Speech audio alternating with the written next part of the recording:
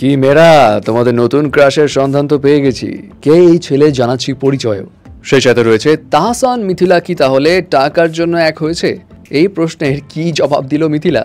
আরও থাকছে শাকিব খান কি এখন শুধু বাংলাদেশেরই নয় কলকাতার প্রযোজকদেরও ভরসা হয়ে গেছে? কলকাতার সুপারস্টার কি তাহলে ব্যর্থ এদিক দিয়ে? এসব কিছু প্রসঙ্গ তুলেছে কলকাতারই প্রযোজক রানা সরকার।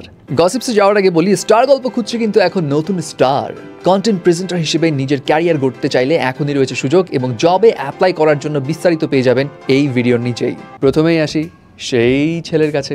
এখন দুষ্টু কোকিল গানটা ট্রেন্ডিংয়ে তো রয়েছে, বাংলাদেশে কলকাতাতেও সাড়া ফেলছে। এখানে মিমি চক্রবর্তীর ডান্স পারফরমেন্স, তার গেট আপ, অবশ্য তার পোশাক নিয়ে কারো কারো আপত্তি তুলেছে।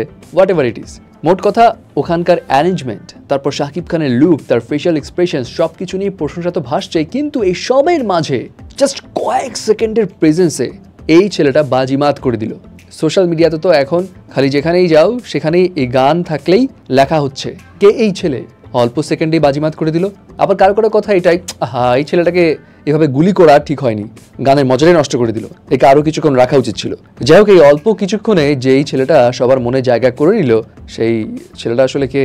অ্যাকচুয়ালি এই অ্যাক্টরের নাম মানব সচদেব এবং সে বেসিক্যালি থাকে মুম্বাইতে এবং তার চেহারা দেখে মনে হচ্ছে একটু বলিউড ভাব। তবে সে কলকাতা এবং মুম্বাই দুই জায়গাতেই সমানে কাজ করে। হ্যাঁ, অ্যাডভার্টাইজমেন্ট বেশি করে, এছাড়া নাটকে বা অন্যান্য জায়গাতেও টুকটাক কাজ করে। তবে ওভাবেই সে পপুলার নয়।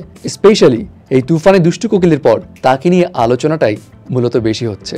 শাকিব খানকে নিয়ে যখন কথা উঠলই তখন কলকাতার প্রযোজক রানা সরকার তিনি শাকিব খানের অভিনয় নিয়ে একটু প্রশ্ন তুলে লম্বা একটা স্ট্যাটাস দেন, যেখানে কলকাতার সুপারস্টারদেরকেও আবার প্রশ্নবিদ্ধ করেন। তিনি তার স্ট্যাটাসে বলেন, শাকিব খান অভিনেতা হিসেবে খুব ভালো এরকম না, কিন্তু তার প্রত্যেকটা সিনেমা সুপারহিট হয়। এমনকি ঈদের ছুটিতে শাকিব খানের একের বেশি সিনেমা রিলিজ হলেও সব কটা সুপারহিট হয়।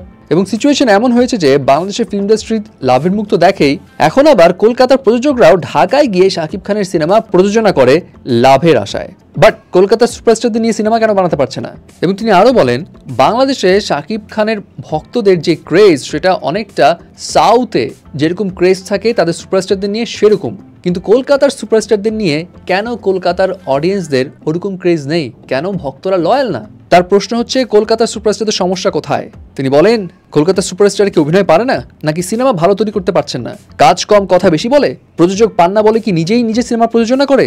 নাকি শুধু স্যাটেলাইট রাইট বিক্রি থেকে লাভের কথা ভেবেই সিনেমা বানায়, বক্স অফিসের কথা ভাবে না? নাকি এখন কলকাতার সিনেমার দর্শকরা সিনেমা হলে গিয়ে এদের সিনেমা দেখতে চান না, তারা হিন্দি বা দক্ষিণী সিনেমা দেখতে চান?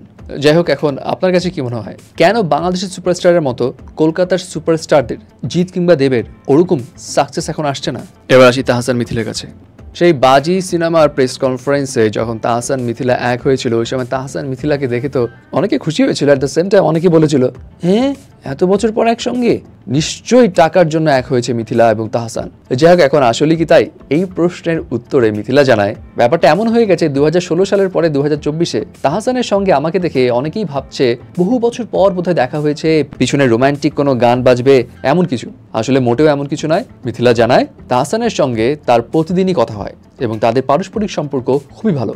মিথিলা এও বলে, মানুষজন তো জানে না যে আমাদের পারস্পরিক সম্পর্কের কথা, এই জন্য হয়তো এসব ভাবছে। কিন্তু যখন তাদের বিচ্ছেদ হয় তখন তাদের সন্তান আয়রার বয়স ছিল 1 বছর এবং সেই সময় আয়রাকে বড় করার জন্য মিথিলা তাহসানের সাপোর্ট যেমন পেয়েছে, তাহসানের পরিবারের সাপোর্টও তেমন পেয়েছে। কাজের ক্ষেত্রে তাহসানের কাছে নিজের মেয়েকে রেখেও তিনি বাইরে গেছেন কাজ করতে। সো সিচুয়েশন মোটেও এমন নয় যে টাকার জন্য তারা একসঙ্গে হয়েছেন। তাদের সবসময় কথা হয়, মাঝে মধ্যেই দেখা হয়, কিন্তু ক্যামেরার সামনে তারা বহু বছর পর এসে কাজ করেছেন।